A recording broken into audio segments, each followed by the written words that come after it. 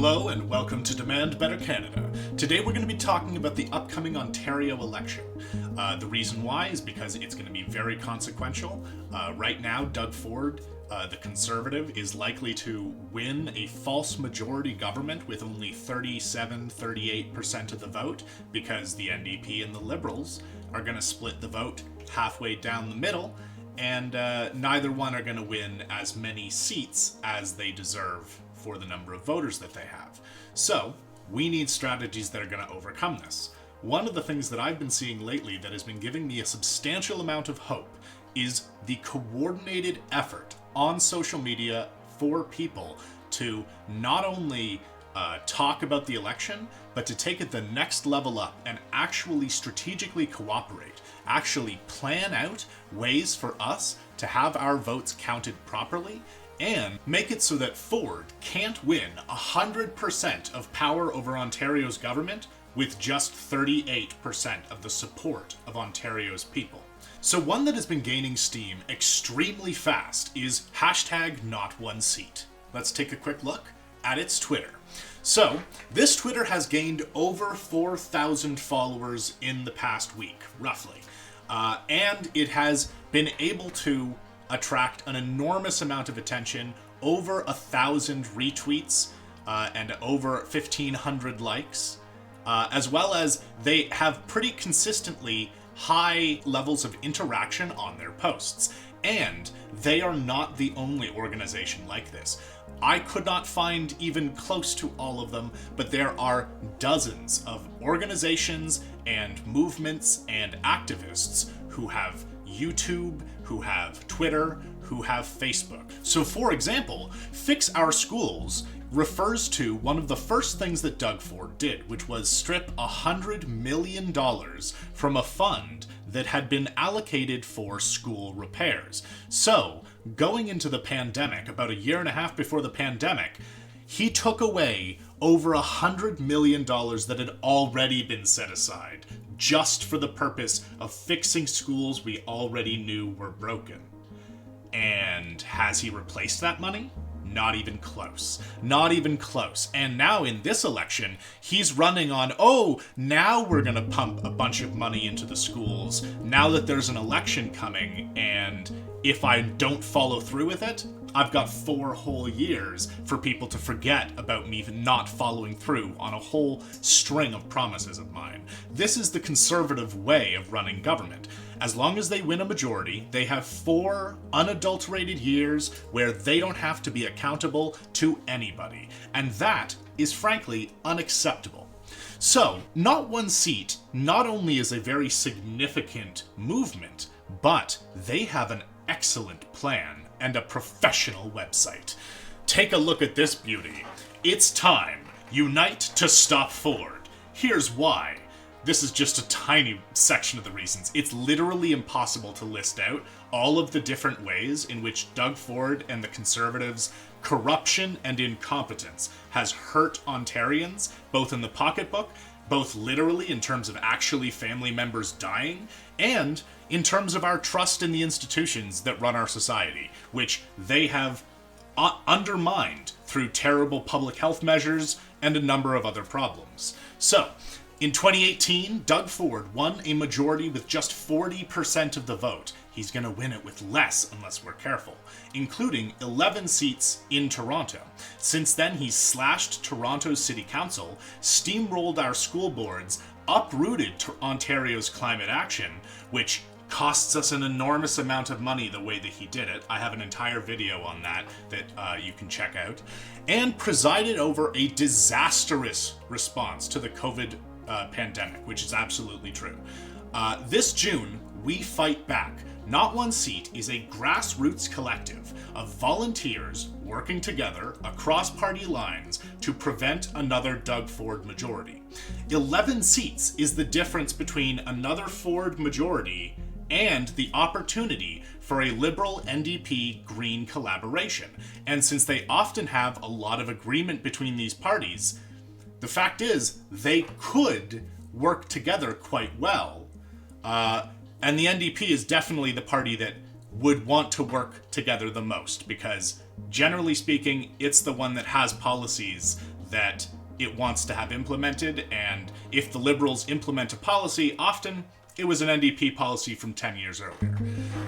So they're pointing out that right now, the Conservatives only hold 68 seats and losing 5 of those seats, or 6 of those seats. So even if we only targeted these 11 seats, we could still have enough of an effect to stop Doug Ford, but only if we coordinate. If the vote splits again, he will win with an even smaller amount of support. But if we do not split the vote in Toronto, in the urban areas, in many of the other smaller cities all the way around Ontario, in Northern Ontario, obviously you want to support the NDP. In a lot of the smaller cities, you're going to want to support the NDP. But if you're in Ottawa and Toronto, you're going to want to look at your riding, because there's a good chance that the Liberals have a chance in that riding, or the NDP have a chance in that riding.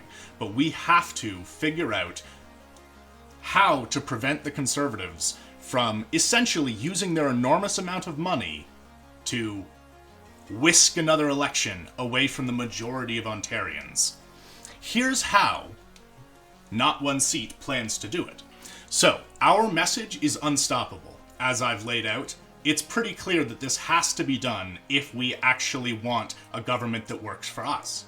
First, we are building a grassroots network of creatives, influencers, and supporters.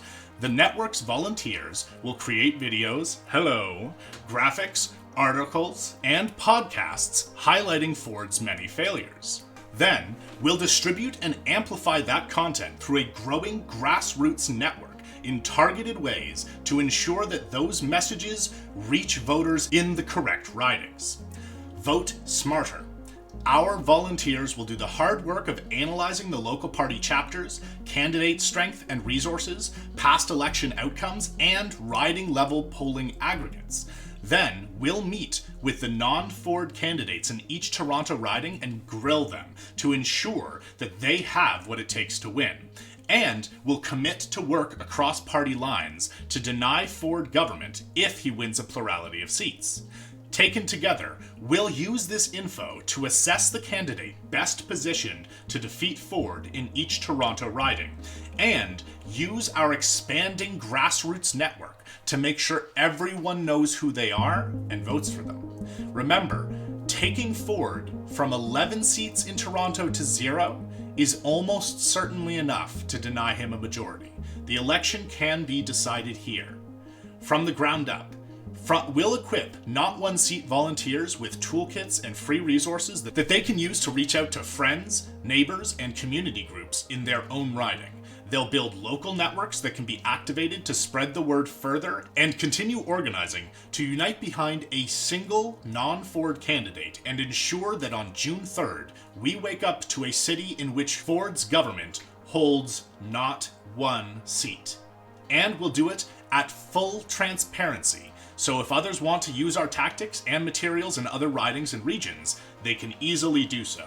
So this is a scalable movement that's going to focus on one of the most important places to focus on, and it's going to make these parties work together.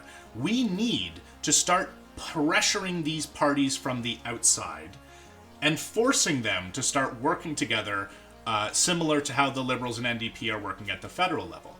Now, there's obviously problems with any deal, but without the NDP supporting and honestly pushing the Liberals to actually follow through on their promises, it would be years before we got anything through, and it would be years before we got any of the concessions that the NDP have been able to extract from the Liberals.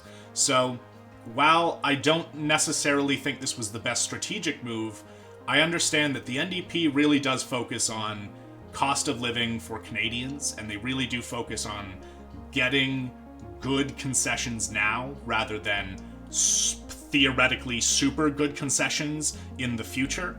The reason why the NDP does not have a lot of leverage in this minority government situation is largely because if there is an election, the media will blame them for it.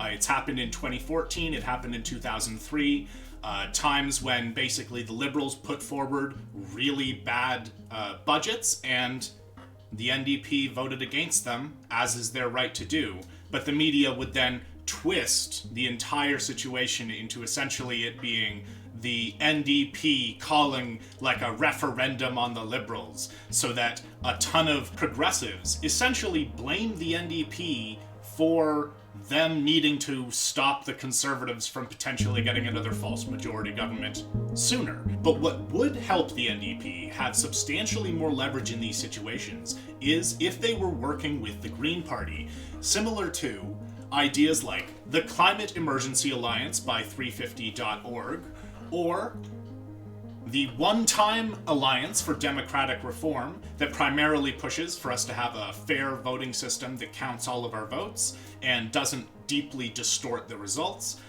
Even just doing that, even just a single alliance to get a fair system would allow people to be represented in Ontario accurately going forward, which would be super nice. Conservatives are finally getting a taste of just how bad this system can be, given that they have won the popular vote in the last 2 elections, and they did not get that many seats, and they were not able to beat the Liberals. What the NDP and the Green Party need in order to gain substantially more leverage over the Liberals and Conservatives is for them to work together in the marginal ridings where they have the most chance of having an effect, and then by winning riding after riding for the Green Party and for the NDP, the Liberals and Conservatives are much less likely to be pushing for an election constantly, because it's not as easy for them to poach seats from the smaller parties as it normally is.